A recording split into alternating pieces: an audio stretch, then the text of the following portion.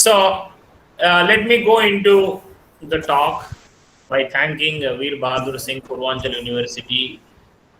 It would have been nice. I could have visited. I never visited this Jaunpur, so but probably in future I can visit.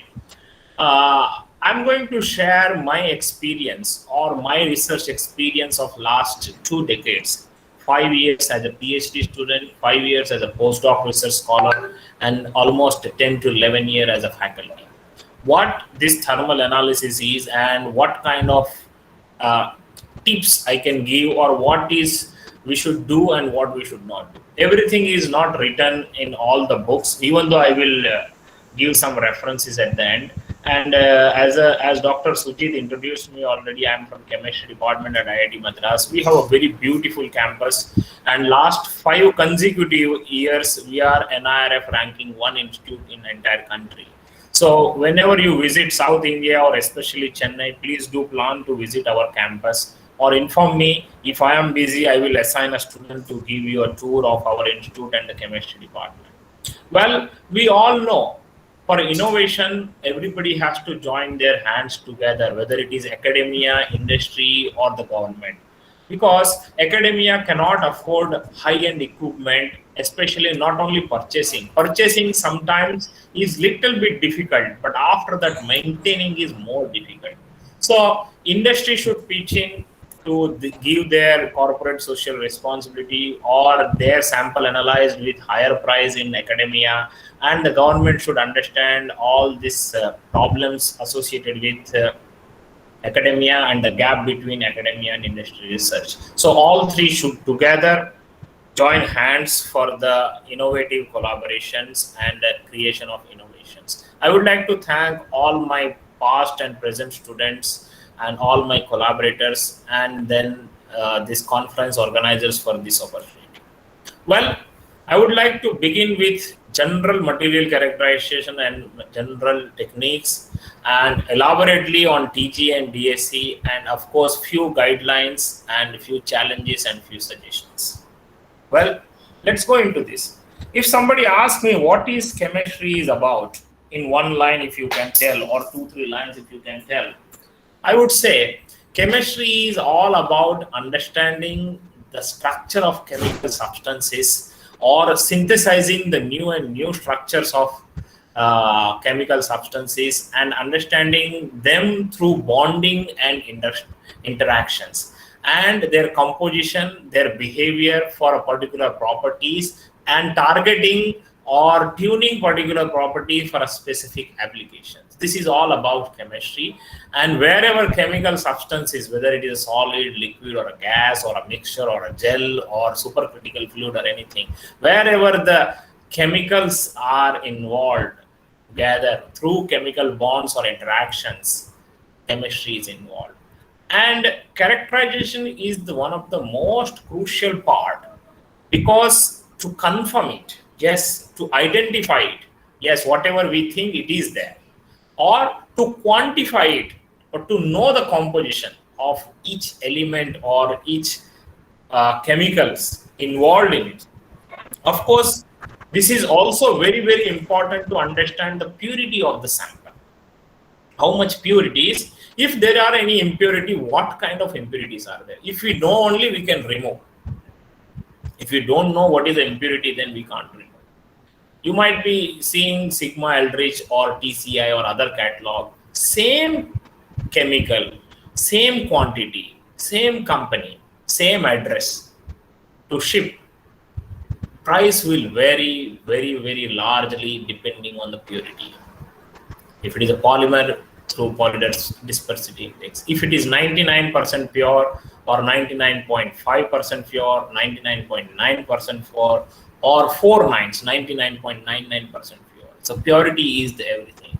And we all know in all industries, the most of the cost is the last stage of purity, and then packaging, and then distributing or advertising or transport, not the raw materials and the process and product design itself. That cost is less, or the labor charges are less. The most of the charge goes in purifying the compound or packaging and distributing and transporting and advertising.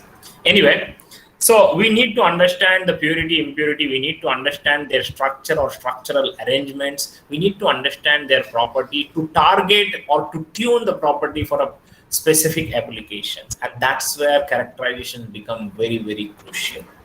Well, Sir, characterization, yeah. sir, kindly share the slides, sir. Oh, I'm already sharing. Not, it's Well, not visible. let me Not visible, stop sir. and again share. Let me stop Visible, and sir. share again. I stopped now. I Yes, stopped now. yes, sir. Say it again. Yeah. Can anybody confirm now?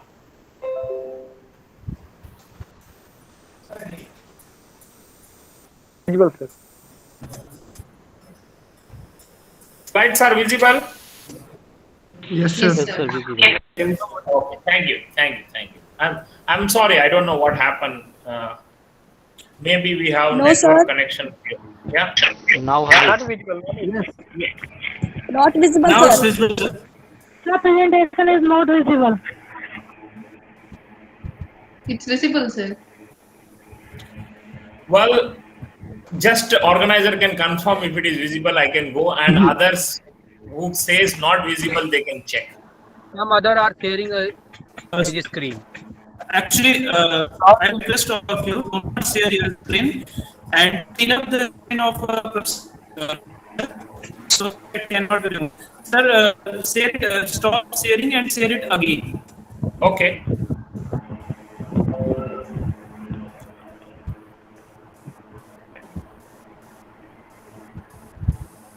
I stopped sharing now, and I am sharing now again.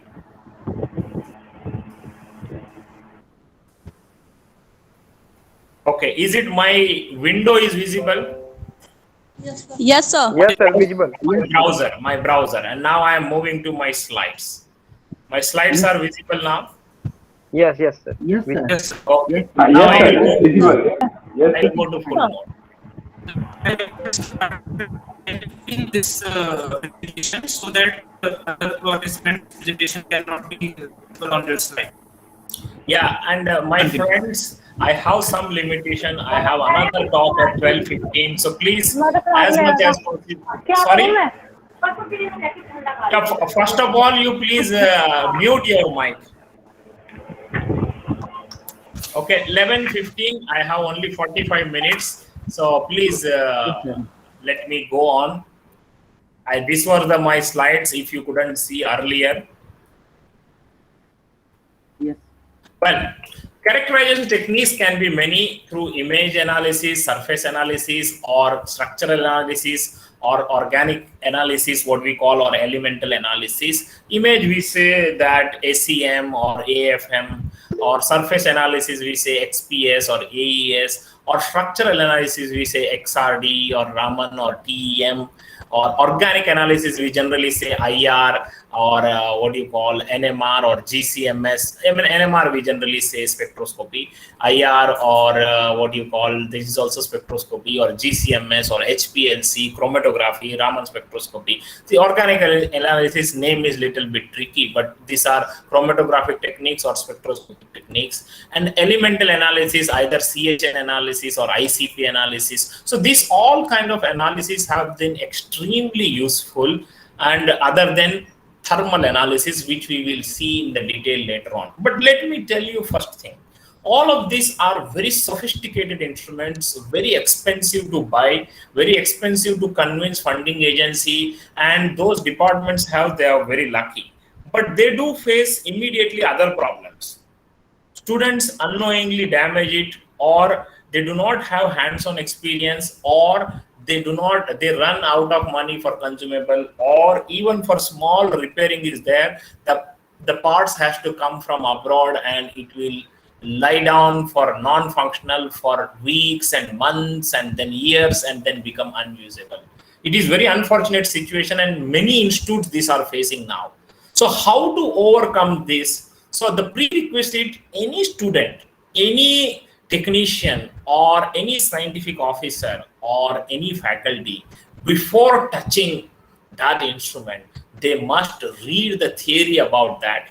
They must attend the workshop organized by the company, or the other selling company or the distributor, and they should attend the hands-on experience when the installation guy, scientist guy, whether from abroad or whether from Indian distributor, who is experienced on handling that instrument, when that person comes and install, at least the technicians and the scientific officers must be present, and some students, some mid-career student, not very senior student will graduate and leave. And the installation part is very, very crucial. Head of the department should take care that it should be done in presence of at least few faculties, few students, and few scientific officers. So many people get hands-on experience and handling them in future. Well, after successful installation, student must read and understand.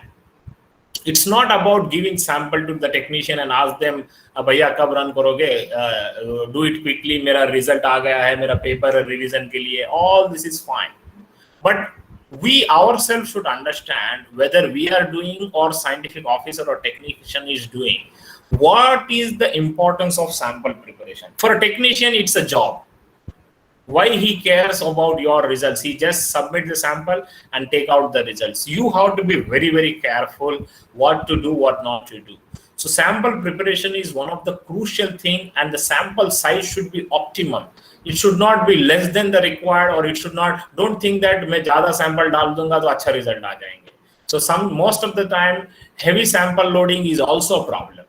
So it neither should be minimum nor should be the maximum, or and it should be optimum. And wherever dilution is involved, you are diluting with another reference material or another solvent or co-solvent, purity of that solvent is also very, very important. Otherwise, you will bring more and more impurities. People do say that if you see somebody is cleaning his mobile or laptop or a car or a bike with a dirty cloth, most probably that guy might be Indian.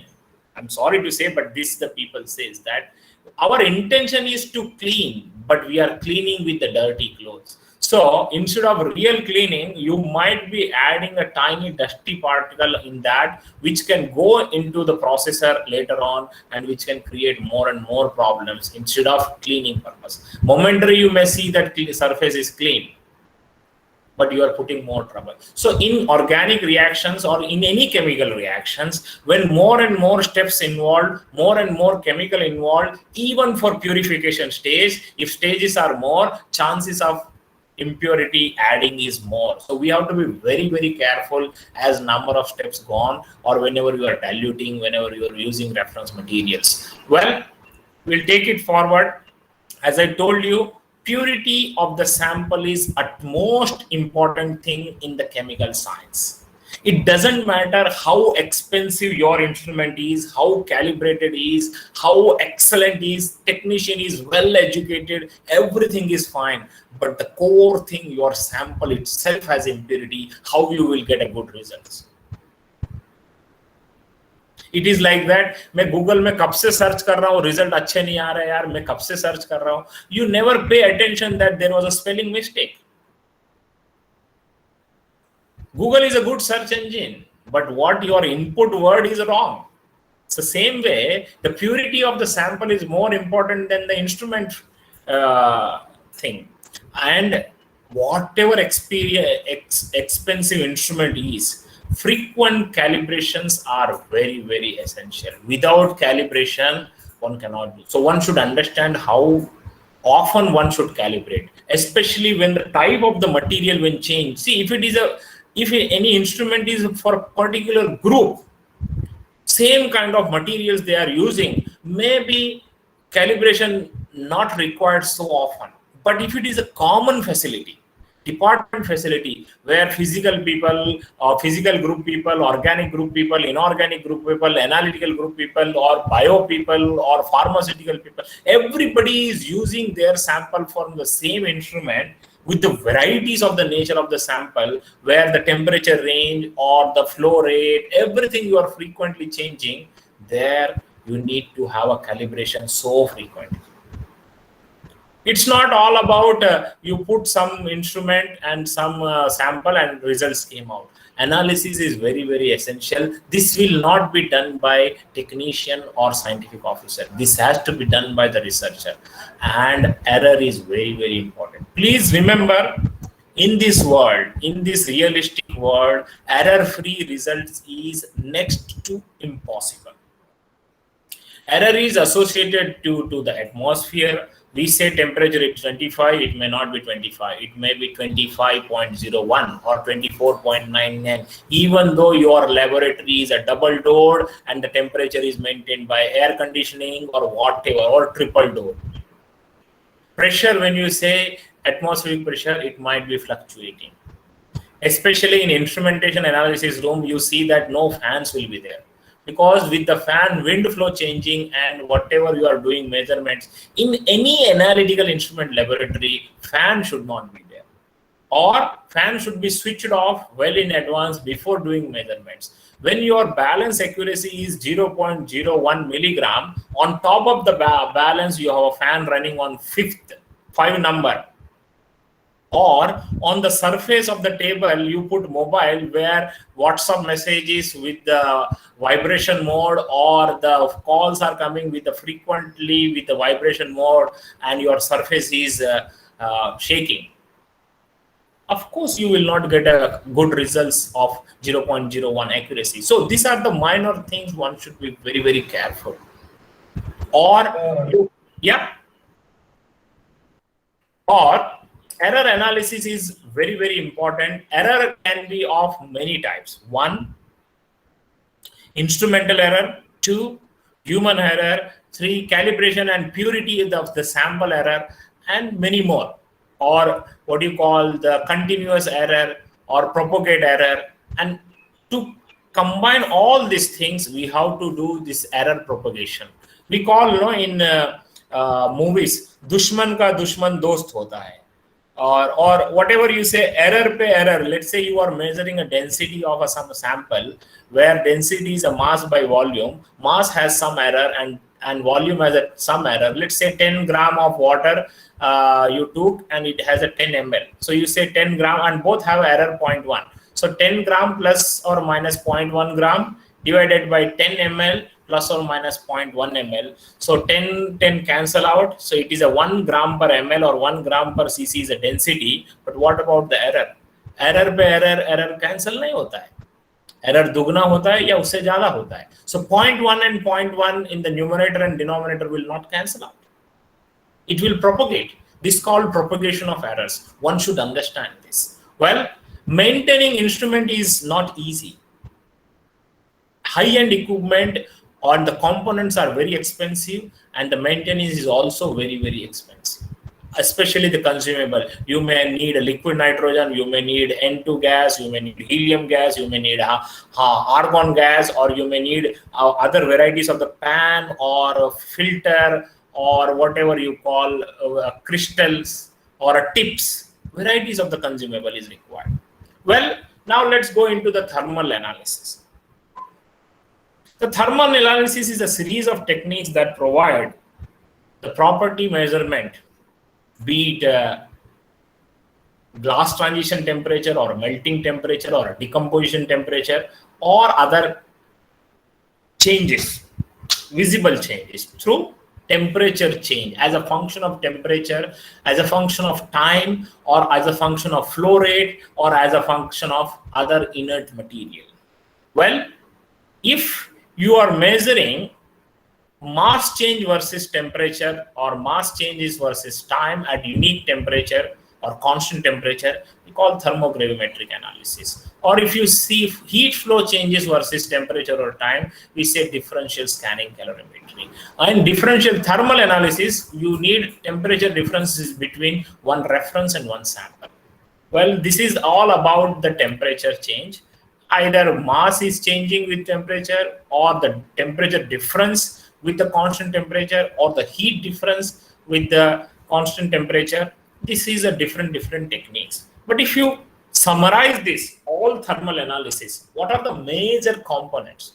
Well, you need to take a sample. So it's called the sample chamber. That is one of the most important thing. Mostly it is a very small, either pan or pan, PAN pan.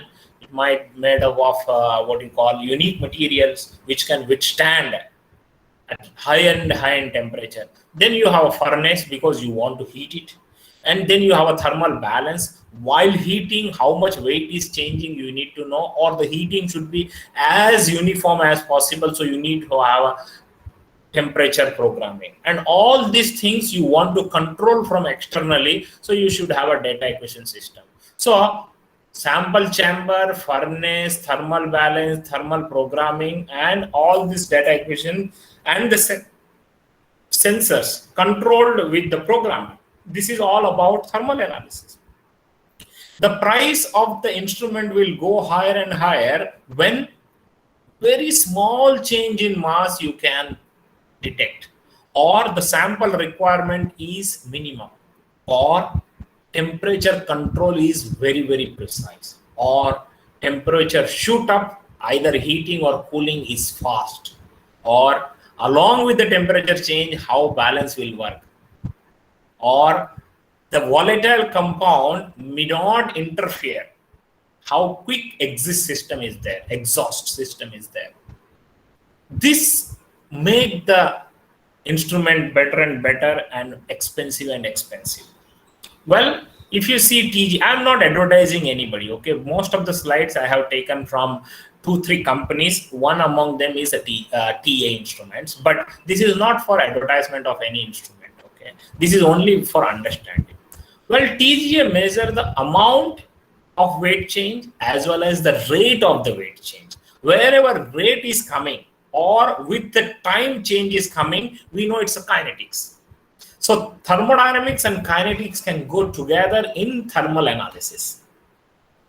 Often we don't use for kinetics, we only use for thermodynamics, but both are feasible because we are seeing at unique and the constant temperature change how weight is changing with the time. So we can study their kinetics. So weight change versus temperature, or weight change versus time in a controlled atmosphere. This atmosphere can be of air or nitrogen or argon or any other atmosphere of your choice. Mostly we go for inert atmosphere, either air or nitrogen. Well, it depends on the instrument and the instrument furnace, how large temperature one can go. And this characterization, weight loss or gain due to decomposition or oxidation or dehydration.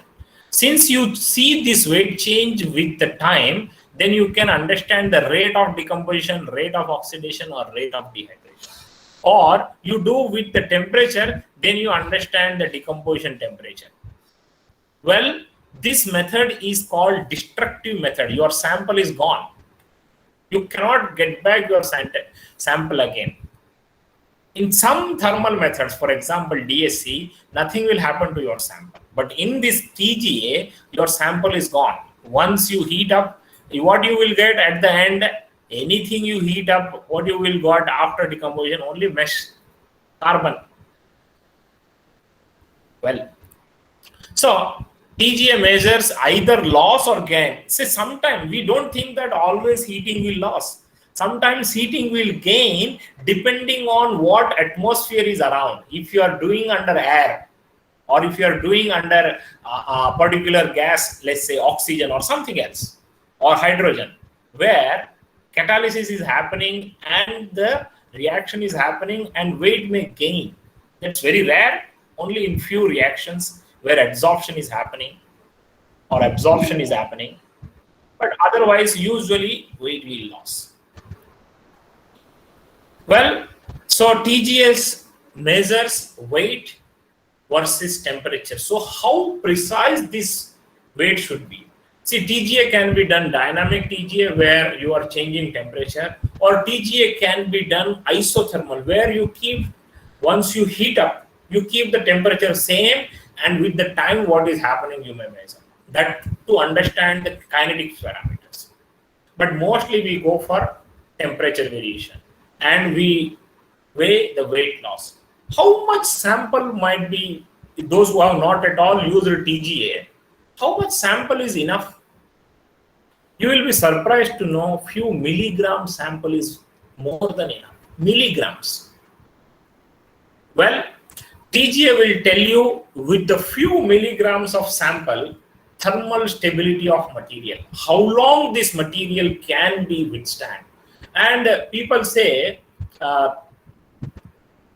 when you in kitchen, when we are learning to make a chawal first time, चावल पका के नहीं और दाल पकी के नहीं देखने के लिए पूरा दाल को देखने की जरूरत नहीं है. You just take 1 grain of rice or 1 grain of dal and you see that yes, खाना बन गया है, दाल पक गई है, अब खाना खा सकते हैं, चावल बन गया है. So same way, when you have materials even in the car or automobile or aeroplane or any kind of material, ships or anything, once you see the characteristic of the materials in milligram sample, it will be same whether you use in tons or millions of the tons.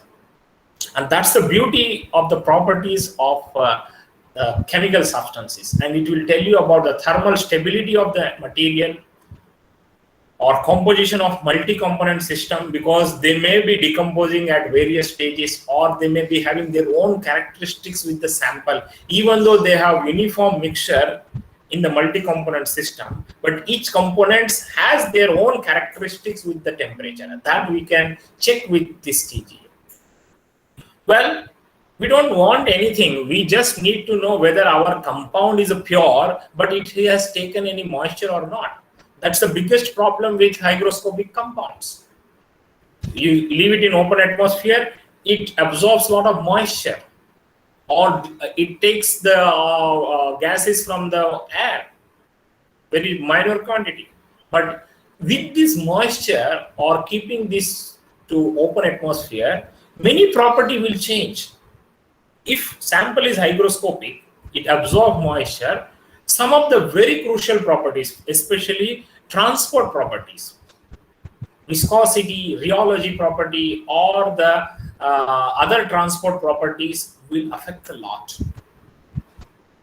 So we have to be very careful, and this TGA will also help you to understand whether your single component or pure sample is pure or not, how pure it is. Well, we can understand thermal stability, oxidation stability, multi-component composition, and what you call lifetime of the product, or decomposition kinetics we can understand, and we can do the moisture and volatile compounds analysis. And this weight loss will help you to understand evaporation, desorption, reduction, oxidation, decomposition. Oxidation, if interaction of the sample with oxidizing atmosphere, either through absorption or adsorption, in this case weight may gain. Reduction might be due to hydrogen or ammonia or reducing atmosphere, or evaporation due to volatile things, or decomposition, even breaking of chemical bonds due to high energy. And all these are kinetics are. So you can also study the kinetics through TGA. Well, it is all about weight change. So how precise our balance should be, especially when I say it's a milligram sample. So even 0.001 milligram change, one should notice, or the instrument should detect. And that's why this balance operates in null balance principle. So wherever the weight change and the restraining force are common, you put some initial sample and you make it 0. So there is a certain force here. As soon as little bit change is happening here, the sensor will move. Accordingly, force will again happen to make it null. And this force is required, is very, very precise. And that is sensed by the sensor, and that is equivalent to a weight change. And there are few, 2 photodiodes are there. Unequal amount of light shines on these photodides and meter movement and return to the balance, to the null balance, and this will tell you about the weight loss or weight gain. You are putting the pan here, okay, very small amount, one small change is happening, and this lamp will get disturbed, or these photocells are there, and again this bring back So this will give a signal to here, and some force will be applied to bring back to the null position 0, these positions again, and that force required to bring this to null point is converted into the weight loss or weight gone here, and that is very, very, very, very precise.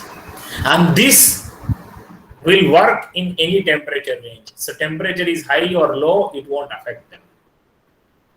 Of course, your entire chamber temperature is same. It should maintain. One of the most important thing, even if it is a small amount of the sample, the temperature throughout the sample, even if it is 3 or 5 or 10 milligram, should be uniform or as uniform as possible. I will come to one of the slides that there. And this is typical TGA results, and where we say either this is a weight, actually this is actual weight. If you want to go from 0 to here, then you have to say weight loss.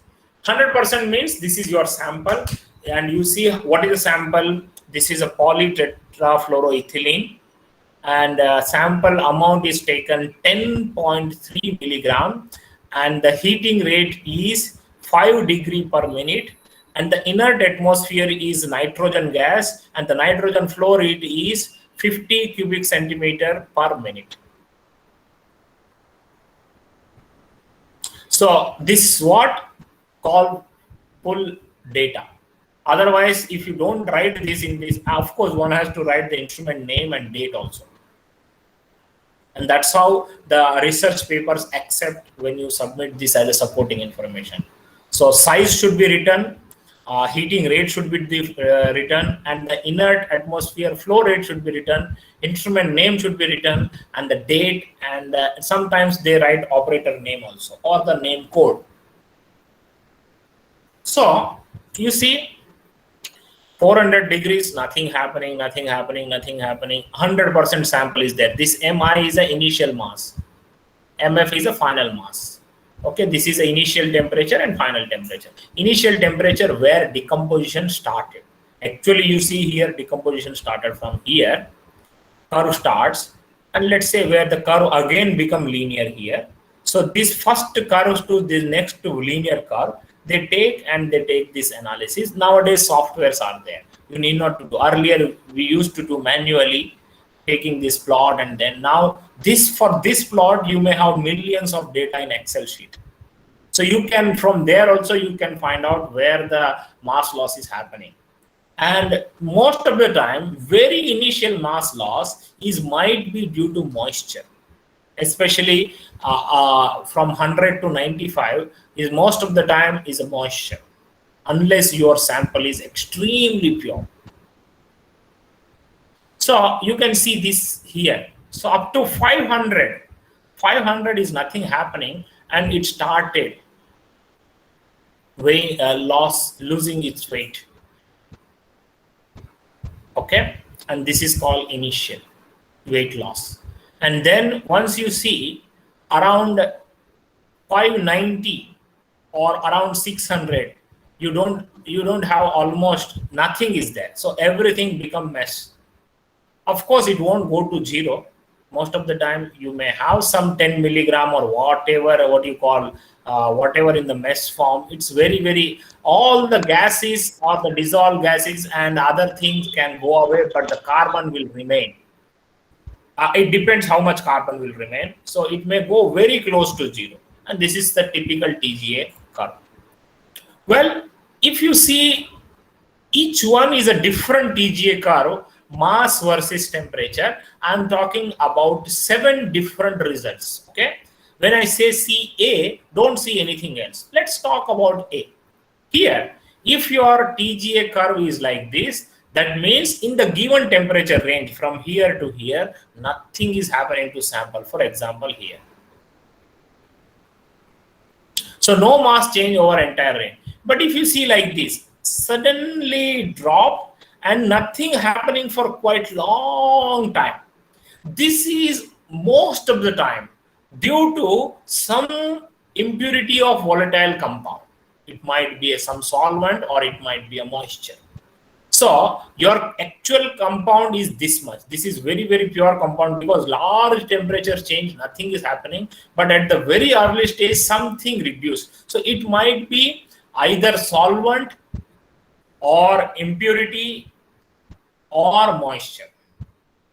And one of the best plot is this. See, when you have only a single stage component, pure component, and only one decomposition is there. Of course, D is also okay when you have a mixture and multi-stage, 1 decomposition, 2 decomposition, 3 decomposition. E is similar to D, like your multi-composition decomposition is happening, but most likely your heating rate is very, very high. You just ask it, okay, go 20 degrees Celsius per minute, or you say, oh, my friend called for movie, now movie time is happening. If I put 5 degrees Celsius per minute, I have to wait until evening. Let me put 20 degrees Celsius per minute or 50 degrees Celsius per minute and let me finish TGA fast.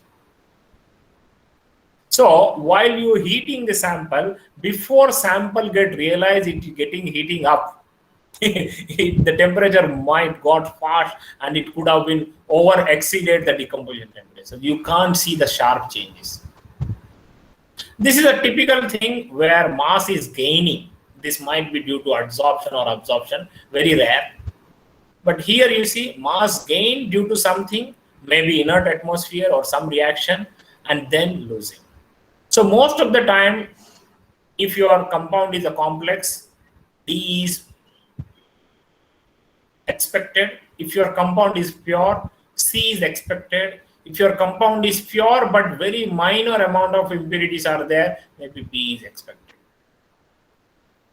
Well, if you do decomposition of calcium oxalate, this is a 3-step process. Calcium oxalate monohydrate will become calcium oxide at certain temperature. Calcium oxide, but this is by losing water molecule, first step. And the calcium oxide further lose carbon monoxide and make calcium carbonate. This is second step. And the calcium carbonate, when further heated, carbon dioxide will be removed and you will end with calcium oxide.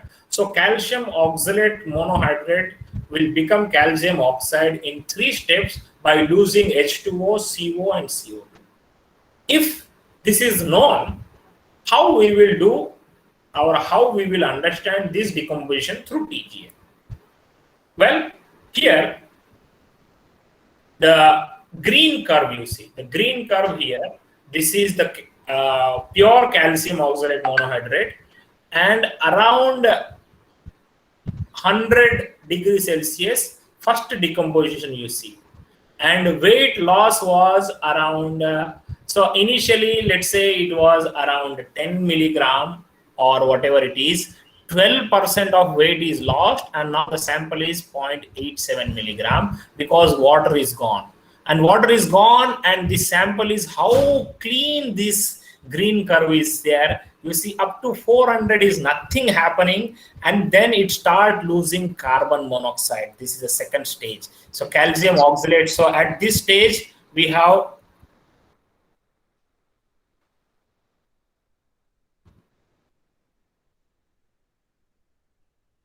sorry, it's going very fast. So at this stage, calcium oxalate is there, and then you see calcium carbonate will come. Again, carbon monoxide lost, and now this calcium carbonate, carbon dioxide is lost at around 600 degrees Celsius. How clean 3-step decomposition you can see. But sometimes first derivative is difficult to see, W versus T. So in that case, you go by derivative of weights, that is dW by dt versus T. The small t is a time.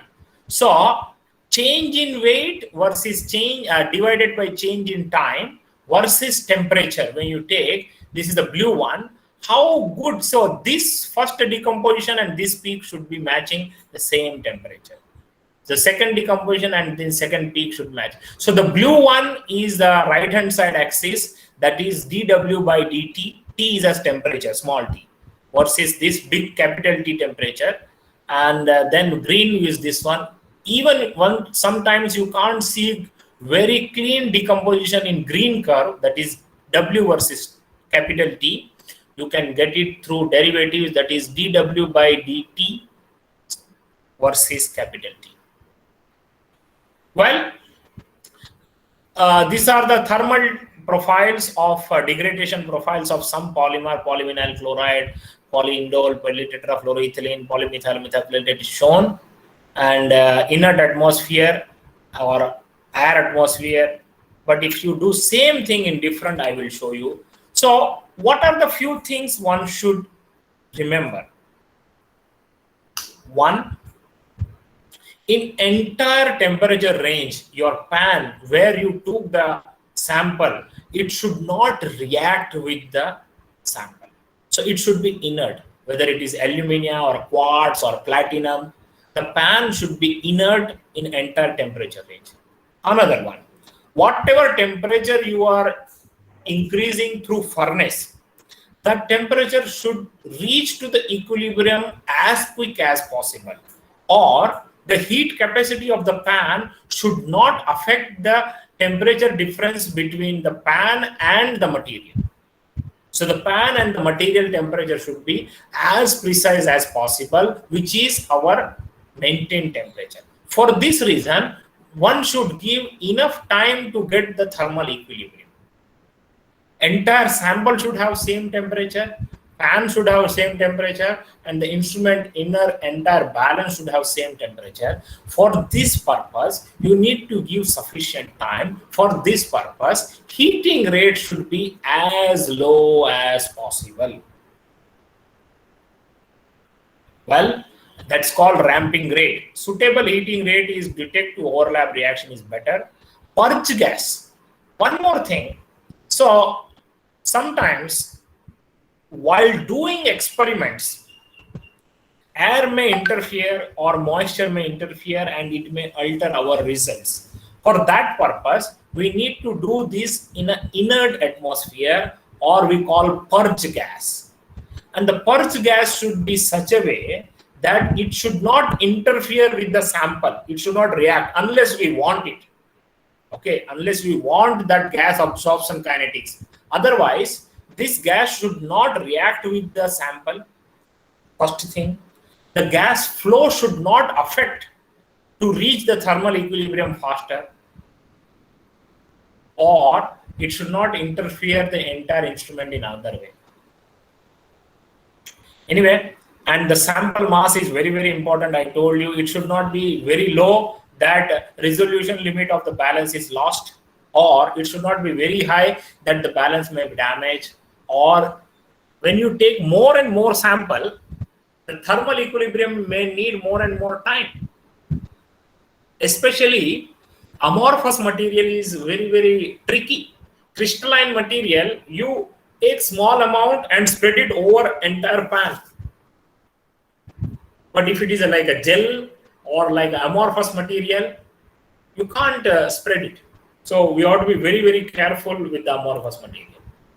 And this is the same polymer, polytetrafluoroethylene, same amount of the sample, 10 gram, 5 different time experiment has done, or 4 different time experiment has done by taking every time same sample, same amount, and the heating rate is 20. So you will get the results around 600. Heating rate is 10 degrees Celsius per minute. Heating rate is 5 degrees Celsius per minute. Heating rate is 2.5 degrees Celsius per minute. So the best result or the more accurate result is 2.5 degrees Celsius per minute. These all are errors. And you see error where is 540 degrees Celsius and where it has gone up to 640. 100 degrees Celsius is error, because you didn't give enough time to get the sample equilibrated.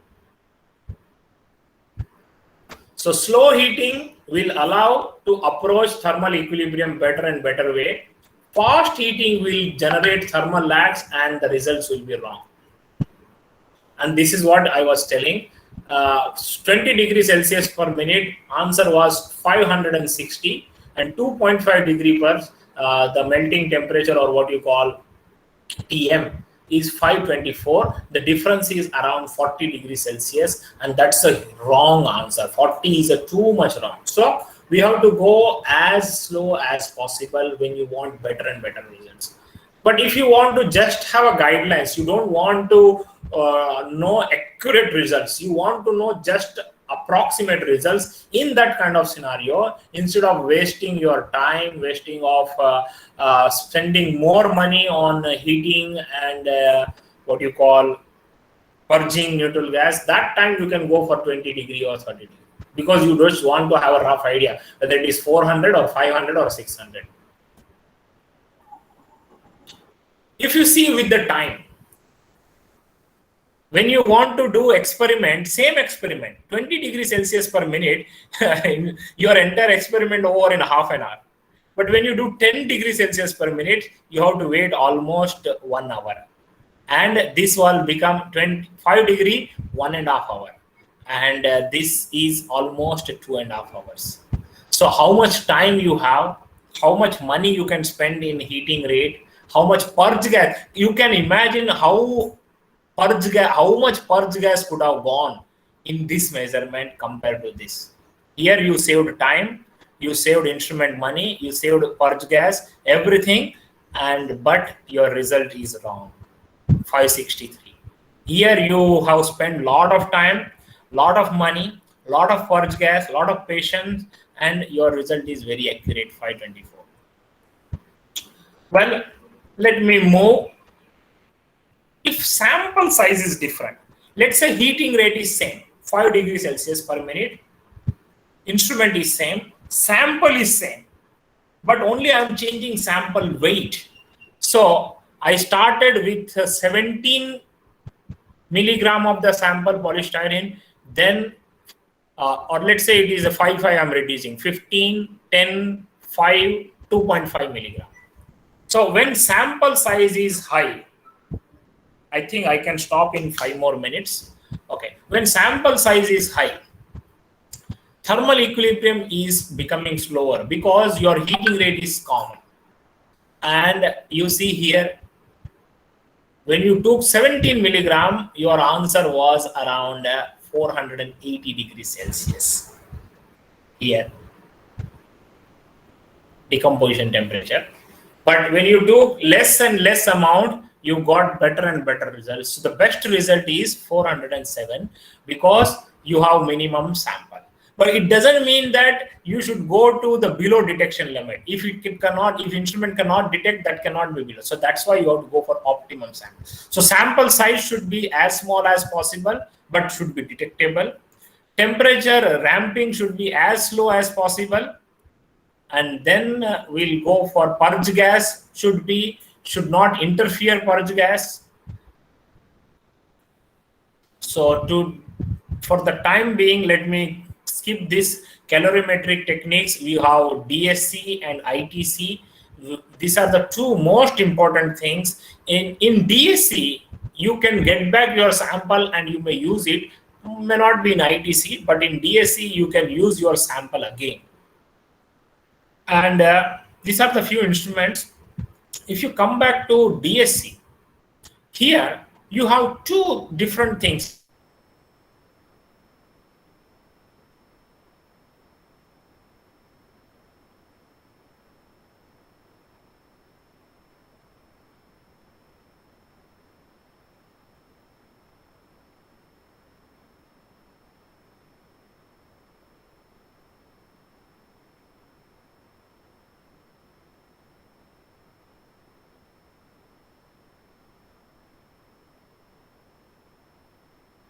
Sample. So while you are increasing the temperature, how much heat is getting evolved or absorbed by the sample, that is about calorimetry. Well, how precise you can measure temperature, how precise you can measure flow rate, that's make the DSC from few lakh rupees to few crore rupees. I repeat, you can buy DSC for few lakh rupees, and there are a few better DSCs in few crore rupees. It depends how precise temperature change and heat change can be measured with the minimum amount of sample? Well, it can be 2 pan, or it can be a single pan, or with the same reference or PT sensor with, or with the individual heater. But the that is same. What you call principle is same. So dH by dt, that is a heating rate, is equal to constant into dt by dt, that is a flow rate. Capital T is the temperature, small t is the time. This equation holds right only in certain conditions when heat capacity of the material is constant or in the small range. But actual equation includes one function of temperature and time. But most of the instruments, this they calculate and define it and use it, and then they calibrate it and give this simple equation, and you will get direct results of CP as well. Especially when phase change is occurring, this equations has some limitations. If phase change is not occurring, this is fine, but all DSC is about to measure phase change. Glass transition or melting, of course, evaporating we don't do. We can do, but we can't. We should not do in this because these are very, very sensitive to that. Well, I'm skipping because of the sparsity of the time. DSC can give you a glass transition or crystalline temperature or solid-solid transitions. For example, there is a C, carbon tetrachloride from monoclinic to rhombic to cubic to the liquid. All these transitions can be clearly seen by DSC measurements. And like PGA, if DSC also heat flow versus temperature, when you see this green curve, you don't see so many changes. But when you go for one derivative, you see one hump here and second hump here. So derivatives plot is very, very important, but this will enhance the error. So our change in weight, change in temperature, change in heat flow should be as precise as possible to get the clear humps for this purpose. Okay. Well, I will skip. There are simultaneous DSC and DG available, and DPA is also available. Microcalorimetry, I was telling, this is one of the gold standard, we say, especially when we want to binding parameters. Those who work on biochemistry or chemical biology, this is one of the best technique where quite sample is, you see, microliters. And the temperature change in millijoules, heat change in millijoules you can measure, so you can understand the entropy and enthalpy changes and stoichiometries. In very, very small number of millijoules we can measure. It's amazing, IPC. And dialytometry about what you call thermal coefficients, expansion, how it can expand with the temperature. It can measure very precisely. This is like a volume change or the length change. This is also very, very one of the crucial one. Early stages, people used to have a glass capillary dialytometers, and then height change they will see. Mechanical analysis also very crucial. Conductivity, diffusivity, and heat capacity. All these are very, very characteristics of the samples, which helps us to understand their applications, especially to bridging the science and technology gap. And I would like to end with this slide here. When we are heating the sample, let's assume this black one is a pan and this is the sample, and the limitations in the heating process one has to overcome, because the heat is coming through the radiation from the furnace wall, heating is happening through convection through the surrounding atmosphere, and heat is happening through conduction through the sample pan, and but actual we are heating, heat is happening because of inert gas and the reaction or the inert atmosphere, but we want this outer surface, next, whatever you in the inner, everything, entire sample temperature should be as much as possible uniform. For that reason, sample size should be optimum, heating rate should be minimum, and the purge rate of the gas should be such a way that it won't disturb. All this is about here only, how much you can precisely make it.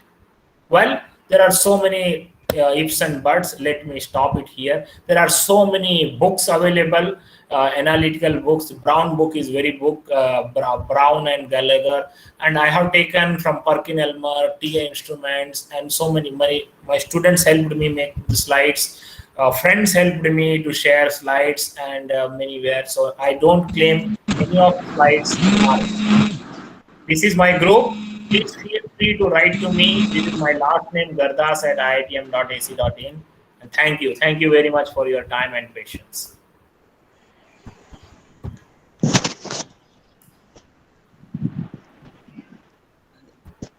Thank you, sir. Thank you, sir, for your nice talk, for the thermal techniques, for the characterization of the material, and giving some suggestion how to we get the exact results and for the our measurements. Now we invite our audience for some few questions. There is one question.